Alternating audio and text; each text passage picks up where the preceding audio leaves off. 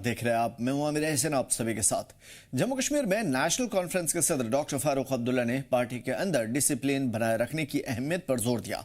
नसीम बाग में शेख मोहम्मद अब्दुल्ला की 120वीं जयंती पर उन्होंने कहा कि अंदरूनी बयानबाजी पार्टी की ताकत को कमजोर कर रही है और डॉक्टर फारूक अब्दुल्ला ने याद दिलाया कि आज लोग जिन हुकूक, वक़ार और सियासी पहचान का लुत्फ ले रहे हैं वह इनसे की तारीखी जद्दोजहद और कुर्बानियों का नतीजा है। उन्होंने कहा कि हम तंजीम को मजबूत बनाने के लिए बदलाव कर रहे हैं, लेकिन अफसोस की बात यह है कि हमारे कुछ साथी पार्टी के खिलाफ बोल रहे हैं। सरकार के कामकाज पर बोलते हुए उन्होंने कहा कि एडमिनिस्ट्रेटिव पावर का ज़्यादातर हक एलजी के पास होने के बावजूद सरकार ईमानदारी से काम कर रही है। आगामी नगर निकाय और पंचायती चुनाव को देखते हुए उन्होंने नौजवानों और ख्वातीन को सियासत में आगे लाने की अपील की है, आगे आने की अपील की और कहा कि नौजवान अब आगे आएं। केवल अगली पीढ़ी को मजबूत बनाकर ही हम अपना मुस्तकबिल संवार सकते हैं।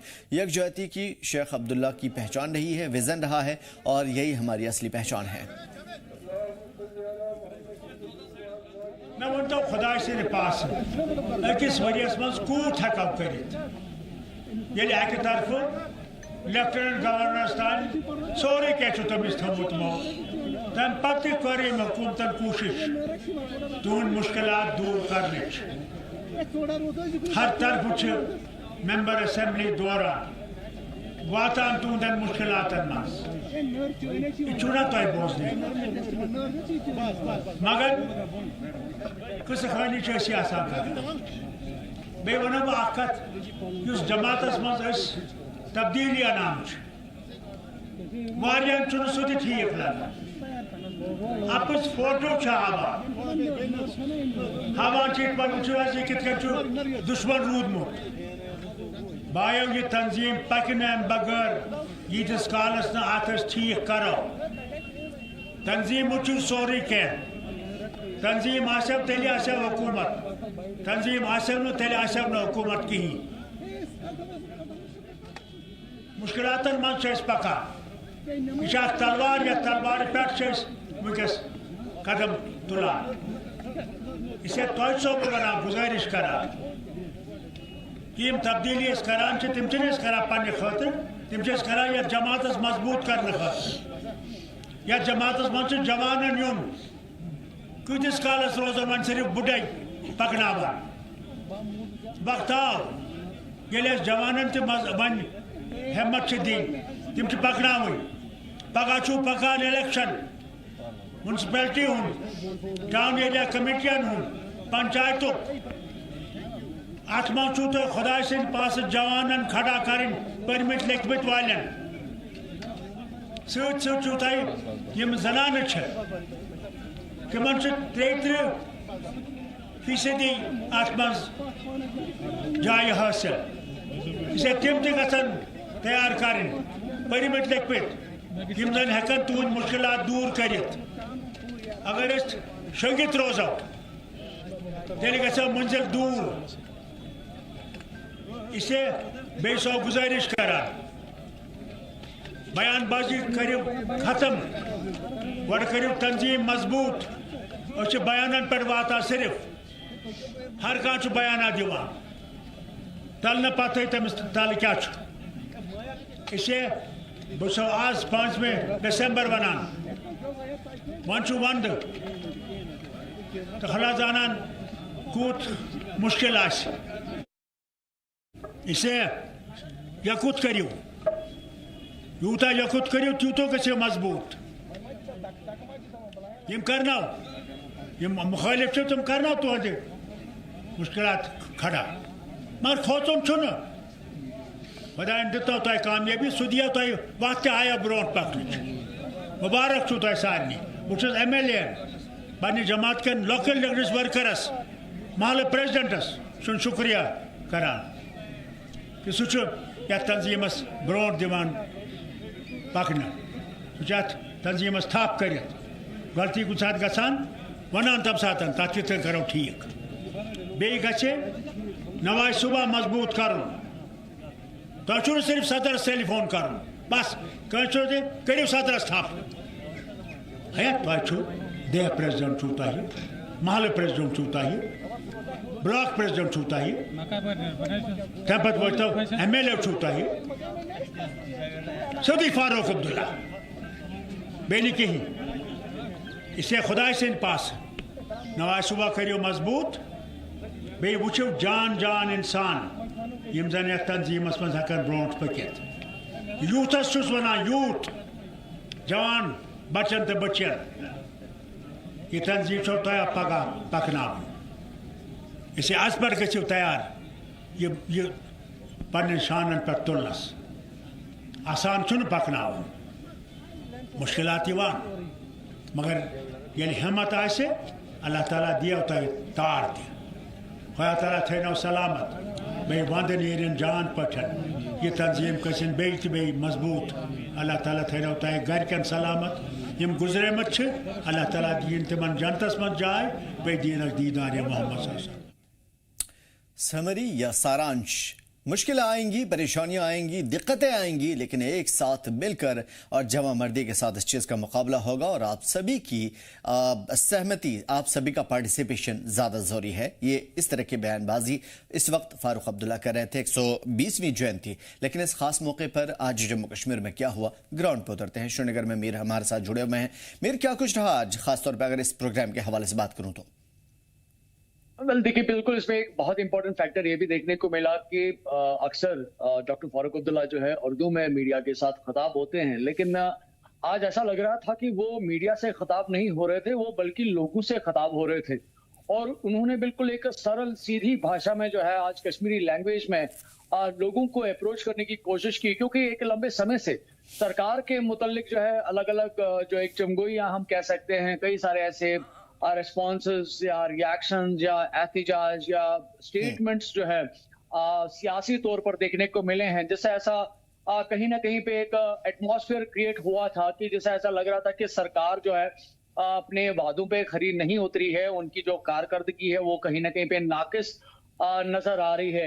लेकिन आज डॉक्टर फारूक अब्दुल्ला ने एक बहुत बड़ी अपॉर्चुनिटी को डेफिनेटली ग्रैब किया और उन्होंने लोगों तक बात पहुंचाने की बेसिकली कोशिश की कि नेशनल कॉन्फ्रेंस करंटली लोगों के लिए क्या चाहती है और national conference lead government basically अब इस टाइम पे करंटली जम्मू कश्मीर में क्या कर रही है।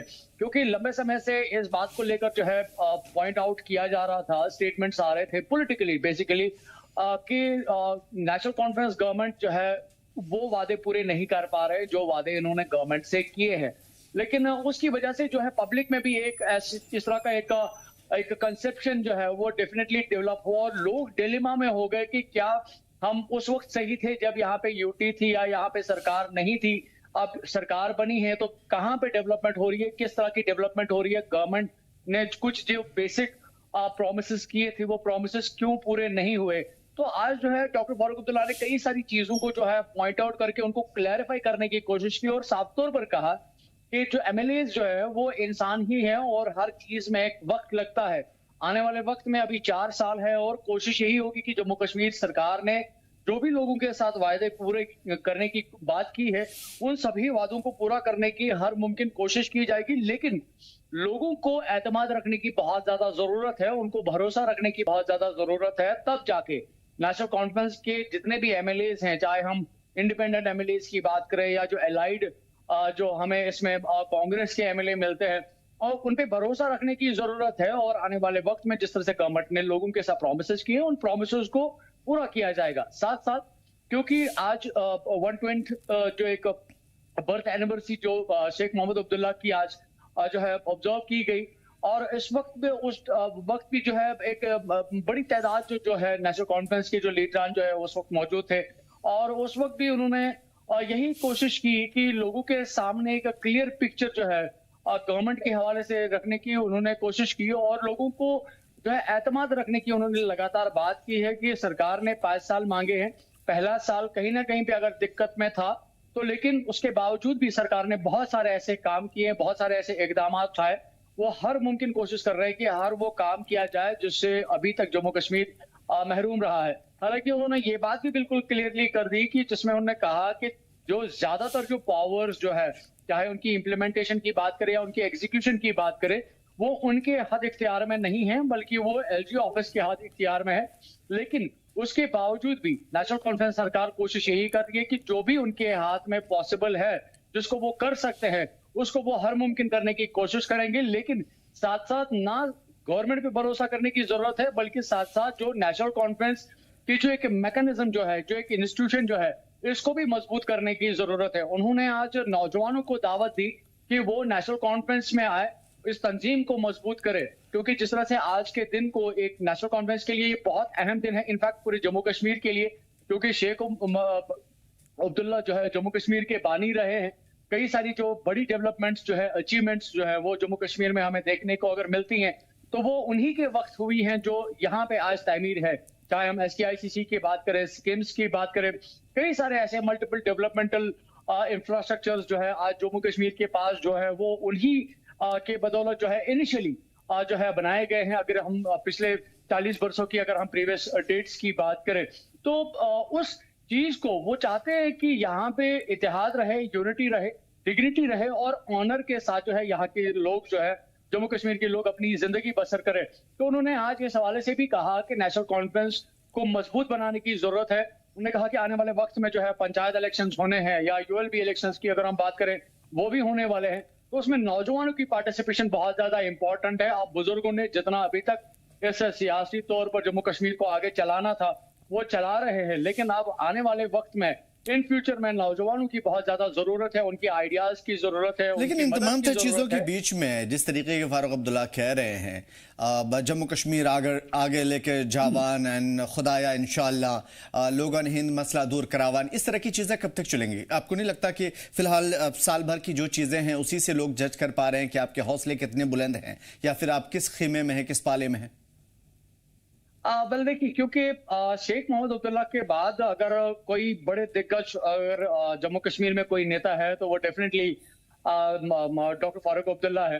और जब ये लोगों के साथ बातचीत करते हैं तो बिल्कुल एक कैजुअल मैनर में बात करते हैं और एक सरल, जिस तरह से मैंने इनिशियली कहा था, बिल्कुल आसान भाषा में जो है कश्मीरी जैसे बात करता है, बिल्कुल उसी कश्मीरी लैंग्वेज को जो है आज इन्होंने यूज किया। और मुझे लगता है कि जैसे इन्होंने आज आम एक जो एक नॉर्मल एक कश्मीरी जो है उसको अप्रोच करने की कोशिश की है। जिस तरह आज इस स्पीच को तकरीबन 6-7 मिनट की जो है आज उनकी स्पीच देखने को मिली, बड़े कंफर्टेबल मैनर में जो है उन्होंने अपनी बात रखने की कोशिश की। जिस तरह से एक बुजुर्ग जो है अपनी फैमिली पार्टी लीडर होता है और इस बीच में सिर्फ एक ही चीज रह जाती है फारूक अब्दुल्ला की के इस खिताब में कि जो पेचीदा मसाइल हैं फिलहाल पार्टी के दरमियान, लीडरान के दरमियान, उसे किस हद तक दूर किया जा रहा है। मीर हमारे साथ बने रहिए, कुछ अहम खबरों का रुख करेंगे, उसके बाद मैं आपकी तरफ आता हूँ। शेर Kashmir institute of medical science की बात कर लेते हैं, जहां पे 43वां यानी 43 एनुअल डे था और इसमें मेहमान खुसूसी के तौर पे शरीक हुए थे CM उमर अब्दुल्ला। इस बीच में CM उमर अब्दुल्ला ने स्किम्स के डायरेक्टर से कहा कि मरीजों के लिए एक बड़ा प्रोजेक्ट तैयार किया जाए। उन्होंने कहा कि करीब 200-250 करोड़ रुपए का प्रोजेक्ट 3-4 साल में पूरा हो सकता है और सरकार उसकी फंडिंग में मदद करेगी। उमर अब्दुल्ला ने भरोसा दिलाया कि सरकार पूरे जम्मू कश्मीर में अस्पतालों और हेल्थ सर्विसेज को मजबूत करने के लिए संजीदा है। तरक्की को अफसरशाही की वजह से रुकने नहीं दिया जाएगा। इशारा किस तरफ है साफ जाहिर है। उन्होंने शुरुआत में शेर कश्मीर शेख अब्दुल्ला को याद किया और कहा कि स्कीम्स आज भी उन्हीं की सोच पर चल रहा है। उन्होंने कहा कि स्कीम्स को लोगों का पूरा भरोसा इसलिए मिला है क्योंकि यहाँ के डॉक्टर, नर्स और मुलाजमीन मन लगाकर काम करते हैं। उन्होंने यह भी बताया कि UT बनने के बाद से कई जरूरी फंड मिलते थे जो कि बंद हो गए। सरकार ने इन फंड को वापस लेना भी शुरू कर दिया है और CM ने यह भी कहा कि स्कीम्स का सही तरीके से इस्तेमाल किया जाए तो अगले साल और ज्यादा फंड मिल सकते हैं, बेहतर तरीके से हम काम कर सकते हैं। उम्मीद जताई है कि नए प्रोजेक्ट जल्दी शुरू होंगे ताकि सरकार के जरिए तामीराती काम शुरू हो और पूरी तरीके से जो वादे थे वो मुकम्मल हो पाए। जब डायरेक्टर साहब आए थे इस प्रोग्राम के मुतालिक मुझे दावत देने के लिए, तो शुरू में मैंने सोचा था कि मैं इनकार ही कर दूँ, इसलिए कि जैसे सकीना साहिबा ने कहा, बदकिस्मती से किन वजूहात की बुनियाद पर समझ नहीं आता, लेकिन स्कीम्स का कंट्रोल इलेक्टेड गवर्नमेंट के पास नहीं है और जब हमारे पास फाइलें नहीं आती, जब फैसले हम कर नहीं सकते, तो फिर शायद हमें यहाँ बुलाना और हमसे तकरीर कराना कोई मायने रखती नहीं। लेकिन फिर मैंने अपनी जगह सोचा कि क्यों, इस बात की सजा स्किम्स को क्यों मिले, इस बात की सजा डायरेक्टर साहब या आप फैकल्टी या आप सबको क्यों मिले।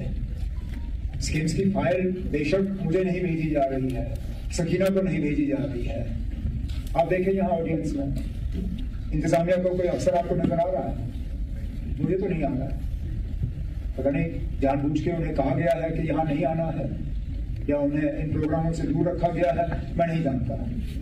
हमने तो अपने फर्ज जो है हमने पूरे किए। जहां जहां स्किम्स को हुकूमत की मदद की जरूरत पड़ी, जहां हमें फाइनेंशियली नए प्रोजेक्ट्स जो हैं स्किम्स के लिए सैंक्शन करने पड़े फंड्स के लिहाज से, हमने कोई कमी नहीं रखी।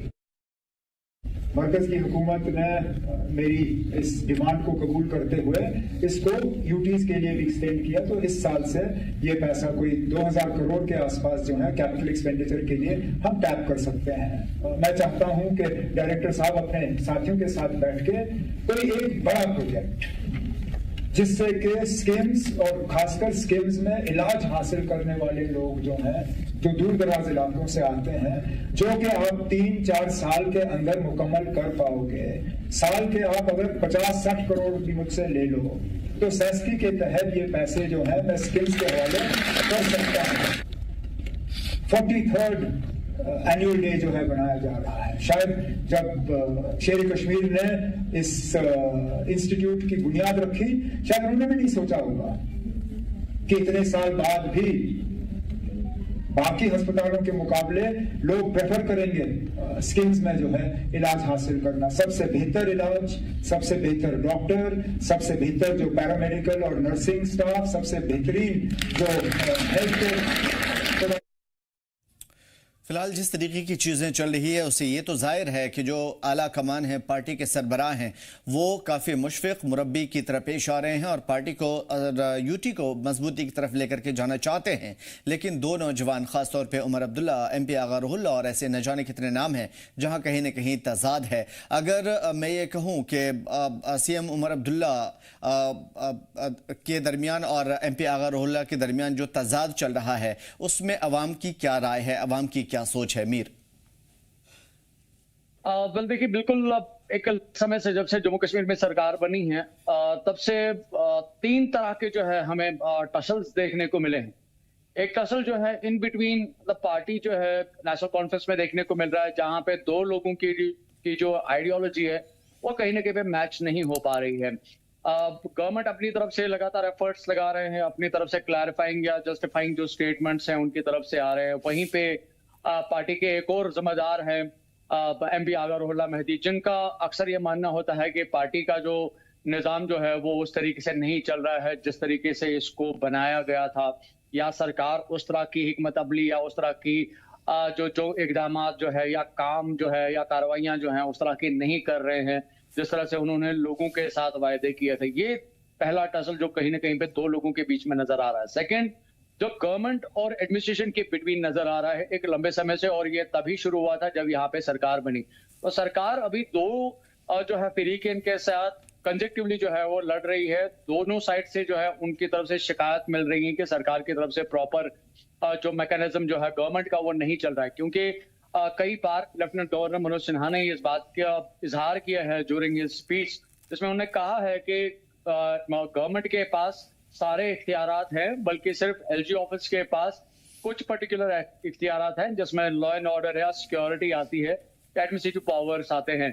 लेकिन उसके बावजूद भी नेशनल कॉन्फ्रेंस गवर्नमेंट का मानना है कि उनके पास कोई भी हद इख्तियार नहीं है जिसको वो एग्जीक्यूट करके यहाँ पे डेवलपमेंटल जो प्रोजेक्ट्स जो है उनकी शुरुआत कर पाए। हालांकि उनका ये भी मानना है कि जो आज तक हुआ है ये यहाँ की गवर्नेंस ने ही किया है, यानी कि नेशनल कॉन्फ्रेंस प्रीवियसली कई बार जो है यहाँ पे अपनी गवर्नमेंट बना चुकी है। जो भी आज तक जम्मू कश्मीर में बना हुआ है वो नेशनल कॉन्फ्रेंस गवर्नमेंट से ही बना हुआ है। खाली भारतीय जनता पार्टी की तरफ से जब भी उनकी कहीं पे कोई प्रेजेंस होती है तो वो उन सब चीजों का अब जो है अभी क्रीम ओवर जो है वो अपनी तरफ से ले रहे हैं। वहीं पे कहीं ना कहीं पे लोग जो है इस बात से काफी ज्यादा मुतासिर रहे हैं।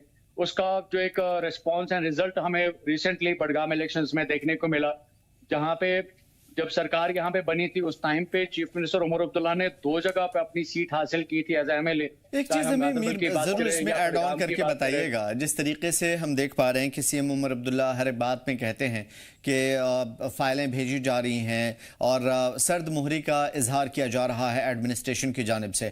क्या एलजी एडमिनिस्ट्रेशन की जानिब से इस तरह की कोई रद्द-ए-अमल सामने आते हैं ताकि उसमें अवाम के लिए वजाहत हो?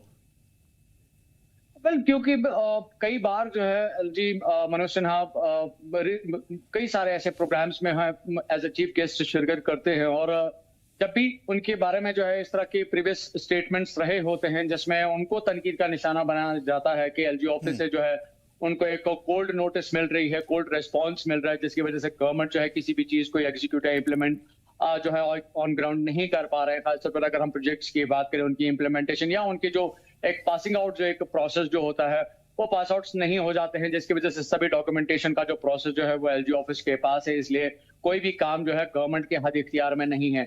इसी जिम्न में अगर आप देखें तो आज भी अगर हम सिक्किम्स की बात करें, आज सिक्किम्स का बेसिकली 43rd जो है एनुअल डे था, यानी कि 42 साल ऑलरेडी जो है सिक्किम्स ने कंप्लीट किए हैं। आज भी जो है अपनी स्पीच के दौरान चीफ मिनिस्टर उमर अब्दुल्ला ने बिल्कुल वजाहतन ये कहा कि सिक्किम्स के जितने भी ऑर्गेनाइजेशनल जो पावर जो है वो टोटली गवर्नमेंट के पास नहीं है। सिक्किम्स की कोई भी फाइल जो है वो गवर्नमेंट के पास नहीं आती है, जबकि उसके अगर आप देखें तो आला ओहदे पे जो उसकी रिप्रेजेंटेशन होती है वो चीफ मिनिस्टर ही होता है। लेकिन उनका मानना है कि क्लियरली सिक्किम्स के हवाले से कोई भी फाइल जो है उनके पास नहीं आती है। हालांकि उन्होंने छोटी या बड़ी फाइल के बारे में कहीं पे जिक्र नहीं किया, बल्कि उन्होंने ये कहा कि कोई भी फाइल जो सिक्किम से रिलेटेड जो है, चाहे हम डेवलपमेंटल बात करें, प्रोजेक्ट्स की बात करें, इंफ्रास्ट्रक्चर के जो है उसमें अपलिफ्टमेंट, अपग्रेडेशन या अपडेशन की बात करें, उन्होंने ओवरऑल लेवल पे कहा कि सिक्किम्स की कोई भी फाइल जो है उनके पास नहीं आती। इनफैक्ट अगर आप प्रीवियस स्टेटमेंट्स जो है चीफ मिनिस्टर के देखें तो आपको साफ तौर पर उनके अल्फाजों से नजर आ रहा होगा वो पर्टिकुलरली एक इंस्टीट्यूशन के बारे में जिक्र नहीं करते हैं, बल्कि वो मल्टीपल इंस्टीट्यूशंस के बारे में जिक्र करते हैं, जिसमें वो कहते हैं कि गवर्नमेंट के पास जो है उनको एग्जीक्यूट करने के लिए कोई भी पावर्स नहीं है। तो ये जो अक्सर लोगों में भी ये अब कंफ्यूजन पैदा हो चुका है कि आखिरकार सरकार कौन चला रहा है। बिल्कुल एग्जैक्टली इसी तरह की चीजें हर किसी को महसूस हो रही है मीर कि अब एक हुक्मरानी में एक ही बादशाहत में 2 बादशाह हैं और किसकी हुकूमत है, कौन क्या चाह रहा है, कौन किसके हक में, ये पता नहीं है और आवाम का इसमें बराबर नुकसान हो रहा है। हमारे साथ बने रहिए, कुछ अपडेट के साथ दोबारा आपकी तरफ हाजिरी होगी। फिलहाल जिस तरीके की जम्मू की सूरत हाल है उसमें एक अहम बड़ा मसला है मेडिकल कॉलेज श्री माता वैष्णो देवी का। जम्मू में Shri Mata Vaishno Devi medical college seat तनाज़े को लेकर के संघर्ष समिति ने बड़ा एहतजाज किया है और मुजाहरा चल रहा है। एहतजाज शहर के प्रेस क्लब में मेन तवई पुल तक निकाला गया था। आज की खबर है जिसमें कई समाजी तंजीमें और स्टूडेंट यूनिट भी शामिल हुई थी। एहतजाज के सबब मेन तवई पुल पूरी तरीके से बंद है। सड़कों पर बंद रही, बल्कि सड़कों पर कई किलोमीटर लंबा जाम भी देखने को मिला, गाड़ियां लाइन में खड़ी रही। संघर्ष समिति ने कहा भी कि इस मुद्दे पर सियासी दखल की कोशिशें चल रही है जिसे वो स्वीकार नहीं करते। कमेटी ने एलजी और मरकजी सरकार से मांग की है कि इस तनाज़े को जल्द से जल्द सुलझाया जाए, नहीं तो वो मुस्तकबिल में और बड़े आंदोलन के लिए तैयार हैं।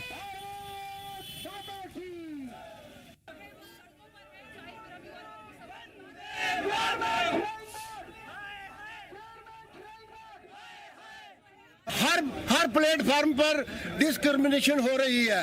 हमारा कल्चर खत्म हो गया, हमारा टूरिस्ट स्पॉट खत्म हो गए, हर जगह जम्मू के साथ बेबाब हो रहा है। ये 28 विधायक नहीं है, ये 28 नेले हैं, बेड़ा गर्क कर रहे हैं जम्मू का बेड़ा गर्क कर रहा है। जिस तरह बम बोले हुआ है इस तरह से जम्मू फिर बंद होगा। टिल फर्दर ऑर्डर हमने जम्मू को बंद करना है, ठीक है। हर जगह जम्मू का साथ बेबाब है, हर जगह। अगर इस विषय पे भी राजनीति हो रही है तो मैं उन तमाम राजनीतिक दलों को भी ये कहना चाहती हूँ कि माँ वैष्णो देवी जो है वो राजनीति का विषय नहीं है। माँ वैष्णो देवी हमारी आस्था का विषय है, हमारी संवेदना का विषय है, हमारे सम्मान का विषय है। और अगर आप इस विषय पे भी राजनीति करते हैं तो आपको जो है हम यहाँ से जवाब देने की क्षमता रखते हैं। हम लोगों ने कभी भी किसी भी समुदाय के खिलाफ नहीं बोला है। बीइंग अ स्टूडेंट मैं भी जानती हूँ कि वहाँ पे जो विद्यार्थी हैं उनका इसमें कसूर नहीं है। इसी इसलिए हम मांग कर रहे हैं कि उनकी एडमिशन कैंसिल ना करते, उनको माइग्रेट किया जाए, क्योंकि हम विद्यार्थियों का साल खराब नहीं करना चाहते। देखिए, सबसे पहले मैं आपको ये बताना चाहूँगा कि संघर्ष समिति को यहाँ तक श्री माता वैष्णो देवी श्राइन बोर्ड और प्रशासन ने पहुँचाया था। अदरवाइज हम सड़कों पर नहीं उतरना चाहते थे। अगर प्रशासन चाहता, जब माता वैष्णो देवी श्राइन बोर्ड चाहता, तो वो इसका कोई ना कोई समाधान कर लेता और हमें यहाँ पर वार्ता के लिए बुलाते। तो आप भी जानते हैं कि कोई भी ऐसी समस्या नहीं है जिसका समाधान नहीं है। समाधान निकाला जा सकता था, लेकिन शायद उनकी इच्छा शक्ति नहीं है। ना ही अपने श्री माता वैष्णो देवी श्राइन बोर्ड की है, और ना ही एलजी साहब की है, और ना ही प्रशासन की।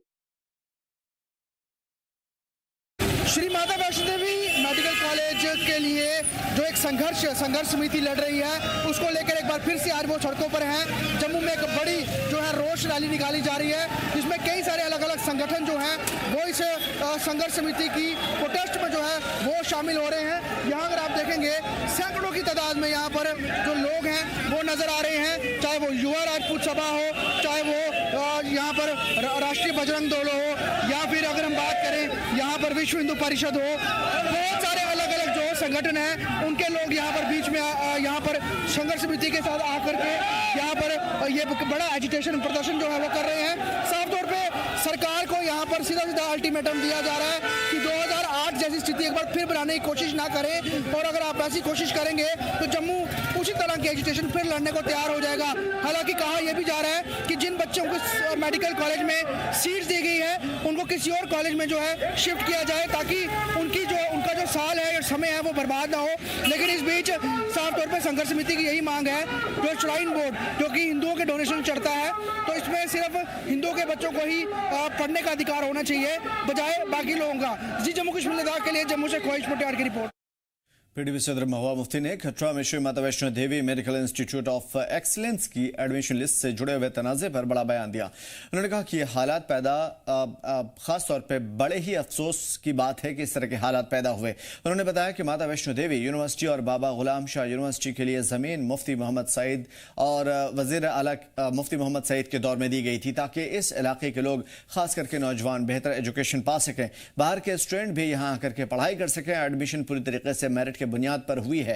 उन्होंने कहा कि माता वैष्णो देवी यूनिवर्सिटी बहुत अच्छी तरीके से काम कर रही है। बाबा गुलाम शाह यूनिवर्सिटी में कुछ दिक्कतें होने के बावजूद वहां भी एडमिशन मेरिट बेस पे होता है। महबूबा मुफ्ती ने कहा कि आज से जो सवाल उठाए जा रहे हैं ये सही नहीं है, गलत तरीके से इन तमाम तर चीजों को उठाया जा रहा है।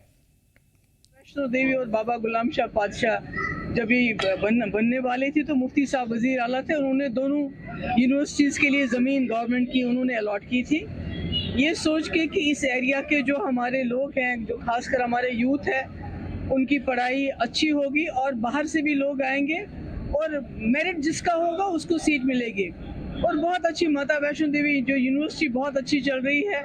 बाबा गुलाम शाह बादशाह में थोड़ी दिक्कतें हैं, मगर मेरिट पे एडमिशन होता है। तो आज ये जो बवाल उठाया मैं समझती हूँ गलत है। जम्मू कश्मीर सबका है और जम्मू वाहिद ऐसी जगह है जहाँ शेर बकरी एक ही दरिया से पानी पी रहे थे। मुझे लगता है इस किस्म का मेरिट को अलग करके मजहब के नाम पे सीटों का बंटवारा करना मैं समझती हूँ बिल्कुल गलत है। ऐसा नहीं होना चाहिए। ऐसा अगर होगा तो इससे पूरे रियासत जम्मू कश्मीर का नहीं बल्कि पूरे मुल्क का माहौल ख़राब हो जाएगा, क्योंकि फिर यहाँ शुरू होगी तो दूसरी जगह भी करेंगे, तीसरी जगह भी करेंगे। तो फिर आपको देखना सोचना पड़ेगा कि मुसलमानों ने इस मुल्क के साथ रहने का फैसला किया है। मुसलमानों ने अगर आप उनको खदेड़ोगे मेरिट के होते हुए कॉलेजों से तो फिर वो कहाँ जाएंगे। उधर डिप्टी सीएम सुरेंद्र चौधरी ने Shri Mata Vaishno Devi medical college seat तनाज़े पर अपना बयान दिया। उन्होंने कहा कि नेशनल कॉन्फ्रेंस का माता वैष्णो देवी बोर्ड या कॉलेज से कोई लेना देना ही नहीं है। बोर्ड का कंट्रोल एलजी के पास है, तो ये एलजी को बताना होगा कि कैसे उनके रहते हुए ये सब हुआ। बाकी जो बच्चे मेडिकल कॉलेज के लिए आमने सामने आए हैं वो देश के बड़े इम्तिहानात को पास करके आए हैं, यानी जिनको एडमिशन मिला है। ऐसे में उन बच्चों का कोई कसूर नहीं है। उन्होंने कहा कि बीजेपी सरकार के पास जम्मू कश्मीर का पूरा कंट्रोल था। ऐसे में क्या बीजेपी सरकार ने वक्त रहते बोर्ड के कानून में तब्दीली की या नहीं, वो बताए। बताएं कि ये एजुकेशन उनका एलजी साहब के खिलाफ है या उमर अब्दुल्ला सरकार के खिलाफ है। अगर उमर अब्दुल्ला सरकार के खिलाफ है तो मैं आपको कह के जा रहा हूँ कि उमर अब्दुल्ला सरकार की कोई रूल ही नहीं है यहाँ पे।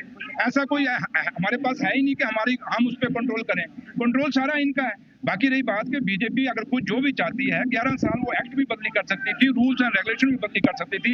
एलजी साहब उनके चेयरमैन हैं, उनको पूछें भाई कैसे हो गया। और जो बच्चे सिलेक्ट हुए हैं, जो मेरी नॉलेज है, वो बच्चे सिलेक्ट एक कंपटीशन एग्जाम दे के नीट पास करके आए हैं। वो बच्चे ऐसे नहीं है कोई उमर अब्दुल्ला सरकार ने वहां नॉमिनेट कर दिए हैं। हमने कोई नॉमिनेट किए हैं तब हम कसूरबाज हैं। जब हमने नॉमिनेट नहीं किया, हमारा कोई रोल नहीं, वो अपने तरफ से आए हैं, कंट्रोल हमारा यूनिवर्सिटी पे नहीं, तो फिर नेशनल काउंसिल या उमर अब्दुल्ला सरकार के खिलाफ एजिटेशन का क्या मतलब है, कोई सवाल ही नहीं बनता। ये बीजेपी तो फिलहाल जो चीजें चल रही है उसके पीछे सियासत भी है और बगावत भी। शुभम हमारे साथ जुड़े हुए हैं कटरा से और ख्वाहिश जम्मू से। ख्वाहिश में आपकी तरफ आऊंगा। जम्मू के अलग अलग रीजन में हम जिस तरीके से एजिटेशंस देख पा रहे हैं, नाराजगियां हैं, एहतजाज है और लोग बड़े पैमाने पर इसके खिलाफ आवाज बुलंद कर रहे हैं।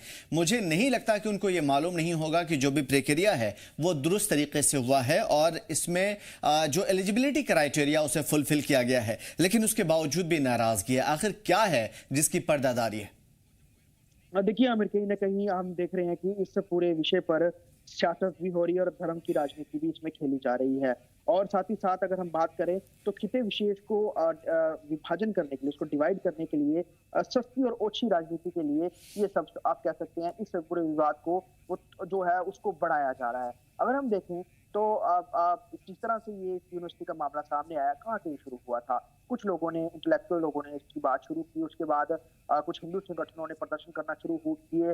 राजपूत सभा जैसी संगठन फिर वो कटरा पहुंच गई और यूनिवर्सिटी जो माता वैष्णो यूनिवर्सिटी है वहां के गेट के अंदर परिसर में घुस करके वहां पे उन्होंने काफी हंगामा बरपाया। तब ये कहीं ना कहीं मुद्दा रोशनी में आया था। साथ ही साथ और कई जगह इसको लेकर जो है धीरे धीरे करके एक माहौल बनना शुरू हुआ था। अब इसको लेकर संघर्ष समिति बनी है। संघर्ष समिति जिला स्तर पर भी जो है वो अपनी छोटी कमेटियां बना रही है और कमेटियां भी जो है लगातार एहतजाज कर रही हैं। सपोर्ट उनको हर तरफ से मिल रहा है, क्योंकि बड़ी बात यह है जो एक नैरेटिव और एक एंगल सामने आया है वो ये सामने आया है कि श्री माता वैष्णो देवी बोर्ड जो है वो बकायदा माता वैष्णो देवी के श्राइन से जुड़ा हुआ है और वहां पर जो भी डेवलपमेंट है, वहां जो फंड्स आते हैं, जहां वहां चाहे वो कामकाज करने वाले लोग हैं उनकी तनख्वाहें हैं, चाहे वो टैक्स जो देते हैं या फिर जो भी रेवेन्यू सरकार के पास जाता है वो उस पैसे का जाता है जो कि डोनेशन से आता है या डिवोटीज वहां पर अपनी तरफ से वहां पर चढ़ाते हैं, चढ़ा हुआ जो चढ़ता है। साथ ही साथ श्री माता वैष्णो देवी बोर्ड ने कुछ और मंदिरों को भी अधिग्रहण और उसका कंट्रोल अपने पास रखा है, जैसे कि शिव खोड़ी श्राइन है रियासी में, वहां पे भी जो चढ़तल है, जो पैसा चढ़ता है, जो भी वहां पर सिस्टम है वो श्राइन बोर्ड देखता है। उसके अलावा सुकराला माता टेम्पल है ब्यावर में, वो उसका भी कंट्रोल श्राइन बोर्ड के पास है। तो बड़े बड़े प्रमुख मंदिरों का जो कंट्रोल है वो श्राइन बोर्ड ने अपने पास रखा है। अब बड़ी बात यह है, अगर श्राइन बोर्ड है तो वो उसका सबसे पहला काम यही है कि जो यात्रा है उसके साथ जुड़ी हुई चीजों को लेकर अच्छी तरह से सुविधाएं हैं वो दे, वो काम वो कर भी रही है। उसके साथ साथ उन्होंने कई सारे अपने इंफ्रास्ट्रक्चर खड़े कर दिए, चाहे यूनिवर्सिटी की बात हो, चाहे अस्पताल की बात हो। हालांकि अस्पताल जो है वो पब्लिक प्राइवेट पार्टनरशिप के तहत चल रहा है और ये जो यूनिवर्सिटी है ये बोर्ड के कंट्रोल में और सरकार की आप कह सकते हैं सहायता से चल रही है। बहुत अच्छी इसका यूनिवर्सिटी का रिकॉर्ड भी है और बहुत देश भर के बच्चे यहाँ पढ़ते भी है। उसको लेकर कभी इस तरह का विवाद सामने नहीं आया। लेकिन विवाद कहाँ सामने आया? विवाद तब सामने आया जब मेडिकल कॉलेज में जो है सीट आवंटित हुई। 50 सीट थी, 42 सीट जो है वो जो आप कह सकते हैं कश्मीर के बच्चों ने उनको हासिल हुई, 7 सीटें जम्मू के बच्चों को और 1 सीट जो सिख कम्युनिटी से उनको हासिल हुई है। तब कहीं ना कहीं ये बात सामने आई कि अगर श्री माता वैष्णो देवी यूनिवर्सिटी है, यहाँ पर रिजर्वेशन होना चाहिए, यानी कि एक कोटा होना चाहिए जो कि बाकी जगहों पर भी जो धर्म से जुड़े हुए बोर्ड हैं, ट्रस्ट हैं जो बड़ी बड़ी यूनिवर्सिटी चलाते हैं, वहां पर भी एक अपने कम्युनिटी के लिए उन्होंने रिजर्वेशन रखा होता है। हालांकि वहां पर हर तरह के रिलीजन के जुड़े हुए लोग जो है पढ़ते हैं, लेकिन सबसे इंपॉर्टेंट प्रायोरिटी जो है उस रिलीजन के लोगों को दी जाती है, उनका फिक्स एक रिजर्वेशन रहता है। लेकिन यहाँ पर ऐसा कुछ इस मेडिकल कॉलेज में देखने को सामने नहीं आया। अगर रिजर्वेशन होती, यकीनन एक सीट का मार्जिन जो है वो हिंदू बच्चों को मिल जाता है और बाकी ओपन रहता तो ओपन मेरिट के तहत वहां पर सीट्स मिल जाती। लेकिन बात यहीं से ही चली है कि अगर आप बाकी देश में माइनॉरिटी के तहत आप उसको लेकर रिजर्वेशन देते हैं या फिर रिलीजन बेस पर आप वहां पर रिजर्वेशन होती है, जिस भी धर्म की यूनिवर्सिटी होती है, तो वहां पर किसी भी तरह कोई विवाद नहीं होता। विवाद सिर्फ वैष्णो देवी को लेकर ही है। साथ ही साथ इसको लेकर भी ये वैष्णो देवी को, श्री माता वैष्णो श्राइन बोर्ड को लेकर भी विवाद ये है कि यहाँ पर जिस तरह से काम हुए पिछले कुछ दिनों से लगातार श्री माता वैष्णो श्राइन बोर्ड जो है वो सवालों के घेरों पे है और कई सारे प्रदर्शनों के साथ यूनिवर्सिटी का नाम जुड़ा, चाहे वो रोपवे को लेकर हो, चाहे जो मौतें ही उसको लेकर हो, या फिर इससे पहले एक बार जो स्टैम्पीड हुआ था उसको लेकर हो। उसके अलावा भी कई दफा जो है श्राइन बोर्ड मनमानी करता है, कटरा के लोग समय समय पर उसको लेकर उसके अगेंस्ट जो है आवाज भी उठाते रहे हैं, क्योंकि श्राइन बोर्ड पूरा गवर्नमेंट कंट्रोल में है और बड़ी दफा देखा जाता है कुछ ऐसे श्राइन बोर्ड की तरफ से निर्णय लिए जाते हैं जो कि लोगों के खिलाफ होते हैं, लोकल लोगों के खिलाफ होते हैं।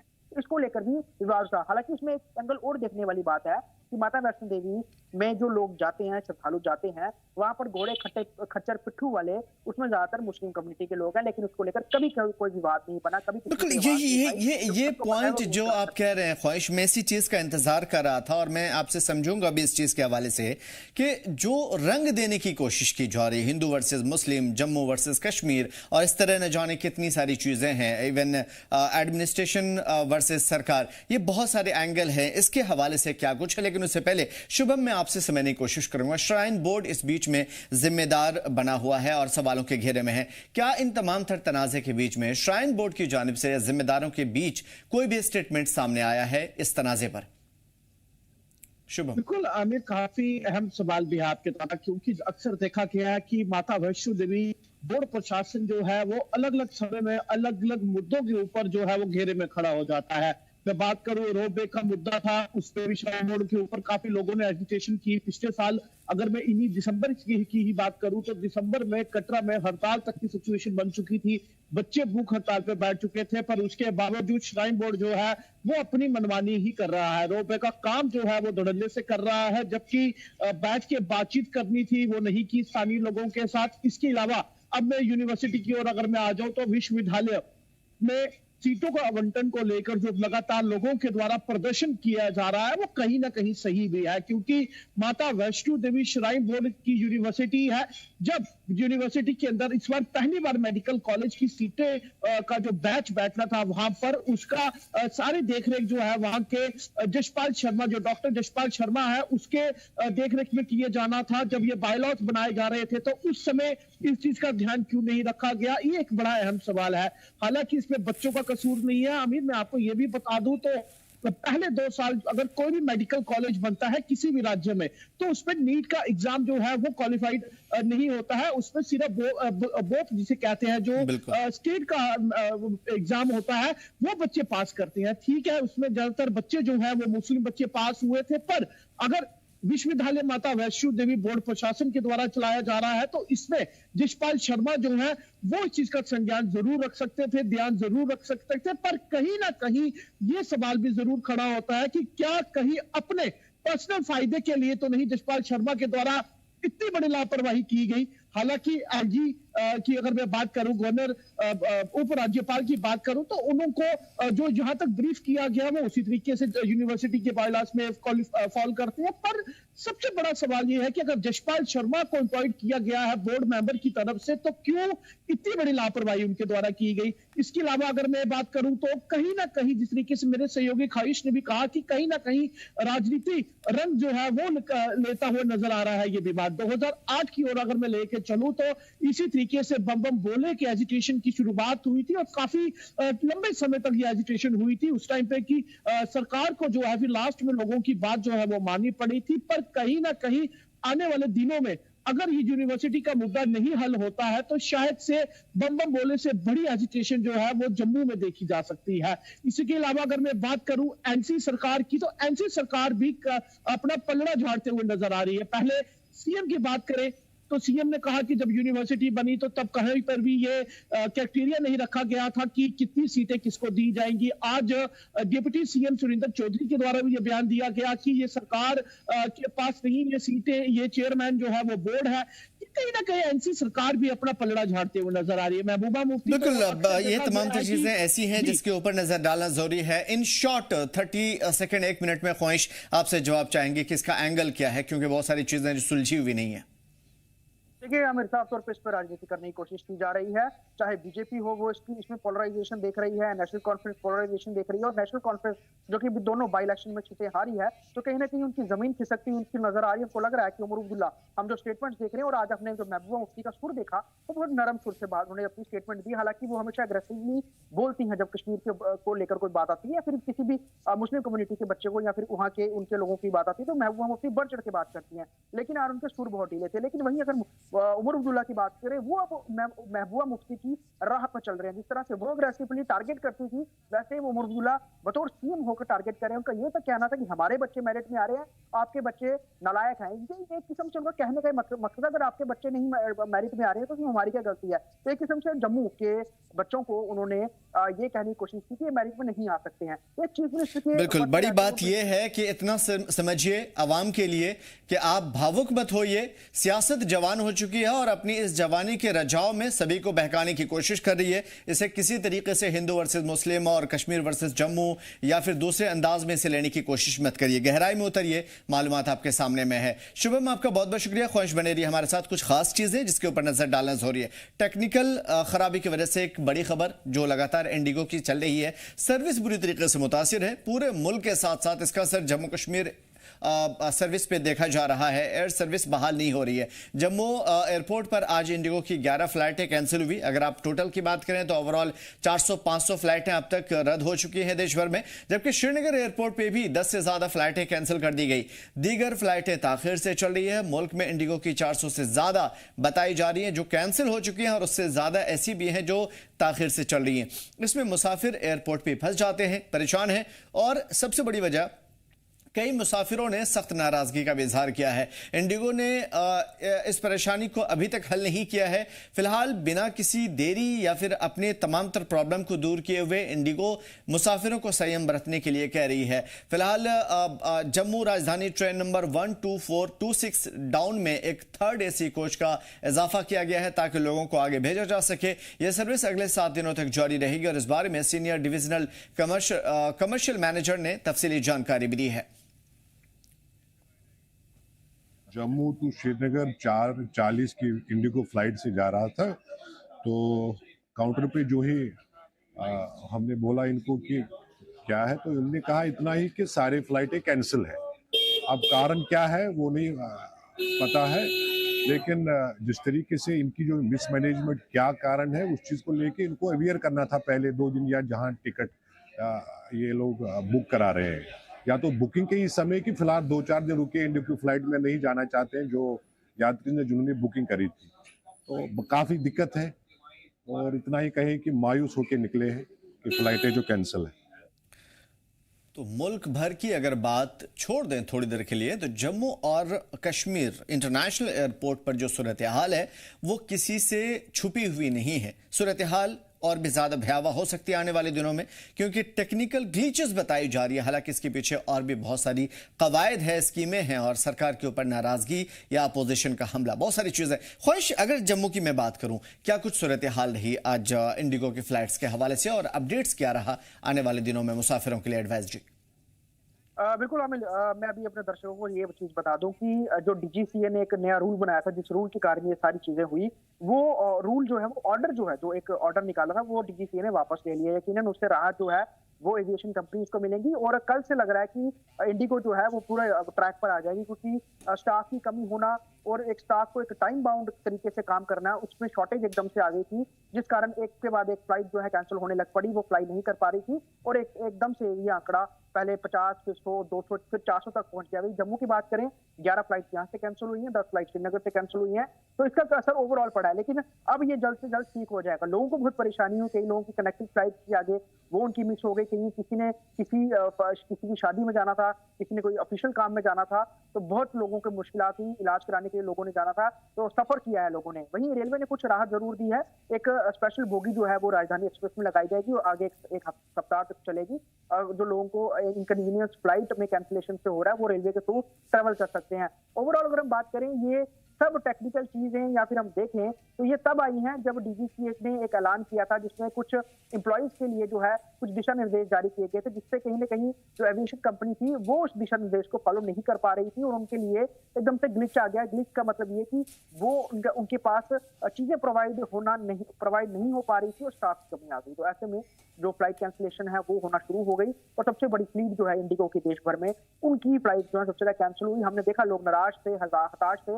हालांकि जम्मू में 11 फ्लाइट रद्द हुई, श्रीनगर में 10 फ्लाइट हुई और यहाँ पर इतनी ज्यादा फ्लाइट नहीं आती है। लेकिन हम बाकी राज्यों की तुलना करें, वहां पर इंडिगो की बहुत फ्लाइट का आना जाना है।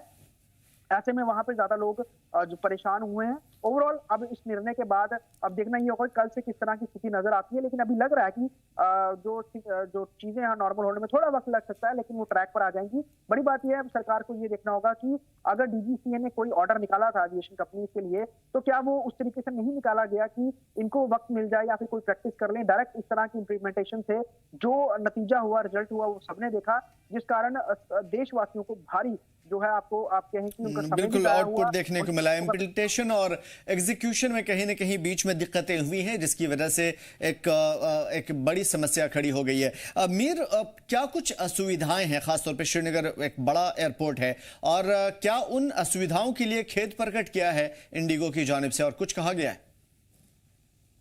देखिए, बिल्कुल अगर आज श्रीनगर इंटरनेशनल एयरपोर्ट की बात करें, बिकॉज ये डोमेस्टिक एयरपोर्ट के साथ साथ इंटरनेशनल एयरपोर्ट है, तो डेफिनेटली इस बात से ये क्लियर इंडिकेट होता है कि यहाँ से कई सारी ऐसी फ्लाइट्स जो है वो इंटरनेशनल लेवल पे जाती हैं, और इंटरनेशनल जो यहाँ पे टूरिस्ट वगैरह जो है वो यहाँ पे आते हैं, चाहे हम ट्रेड की बात करें या यहाँ पे टूर के लिए आते हैं।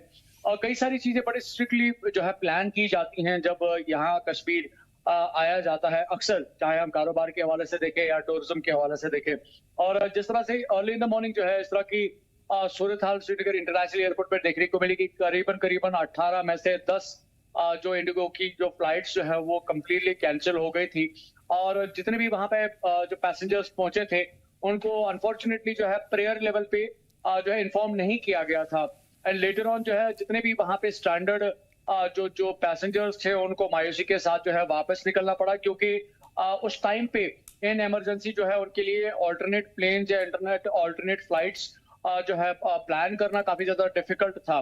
लेकिन जो ऑफिशियल्स हैं उनका मानना था कि कुछ टेक्निकल जो एरर्स जो है उसकी वजह से ये प्रॉब्लम जो है अराइज हुई थी। लेकिन लेटर ऑन ये भी पता चला कि जो पायलट्स का जो रोस्टरिंग का जो एक प्रोसेस रहता है उसमें कुछ डिफिकल्टी थी, और साथ साथ जो क्रू था उसमें भी शॉर्टेज देखने को मिल रही थी, जिसके जो बड़े 2 रीजंस बेसिकली बताया जा रहा है कि जो सूरत हाल अभी करंटली इंडिगो फ्लाइट्स के हवाले से अक्रॉस कंट्री बेसिकली देखने को मिल रही है, और उसी में जम्मू कश्मीर भी जो है उसकी जद में आया था।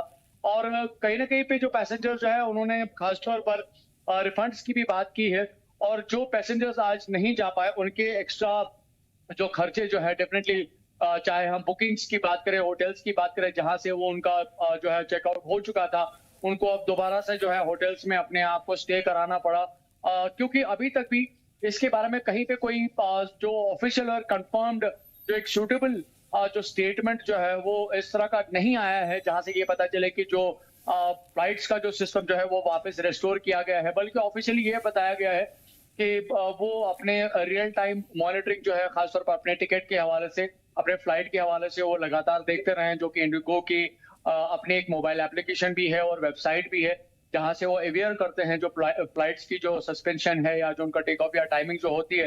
तो कहा गया है कि जो passengers concern to IndiGo flights हैं वो रियल टाइम में मॉनिटर करते रहे, अपडेट्स को कंसर्न में लेते रहे, और मे भी हो सकता है कि उनके लिए जो ऑल्टरनेटिव जो फ्लाइट्स जो है उसका इंतजाम किया जा सकता है। Because at the end of the day जिस पैसेंजर ने इंडिगो को पे किया है वो इंडिगो के लिए एक लायबिलिटी है, और उस लायबिलिटी जिम्मेदारी को बेसिकली पूरा करना ही होगा। तो अभी ऑफिशियल तौर पर ये कहीं पे भी कंफर्म नहीं है कि फ्लाइट्स जो है रिज्यूम हुई हैं या नहीं हुई है। अक्रॉस कंट्री की बात करें तो एटलीस्ट जो है 300 फ्लाइट्स यानी कि 300 फ्लाइट्स जो है वो मुकम्मल तौर पर कैंसिल हुई थी, और एक लार्जर लेवल पे आज एक डिसरप्शन जो है फ्लाइट्स के हवाले से इंडिगो एयरलाइंस के मतलब अगर हम देखें तो देखने को मिला था। लेकिन वहीं पे जो एविएशन मिनिस्ट्री है उन्होंने 24/7 जो है एक हेल्पलाइन जारी की है, जहां से पैसेंजर्स अपने फ्लाइट्स के हवाले से जो अपडेट्स हासिल कर सकते हो, और अगर उनको किसी भी तरीके की कोई गवर्नमेंट लेवल पे असिस्टेंस या एडमिनिस्ट्रेटिव लेवल पे कोई असिस्टेंस या मदद की जरूरत होगी तो उनको वहां से अकोमोडेट किया जाएगा। तो डेफिनेटली जितने भी इंडिगो के जो पैसेंजर्स थे जो अभी स्ट्रैंडेड है मल्टीपल लोकेशंस पे, और यहाँ बिल्कुल उन्हें प्रॉब्लम हो रही है, इस तरह की प्रॉब्लम अभी भी जारी रह सकती है। शुक्रिया। और ये सारी चीजें बिल्कुल यकीनन लोगों के लिए मुसीबत बन सकती है।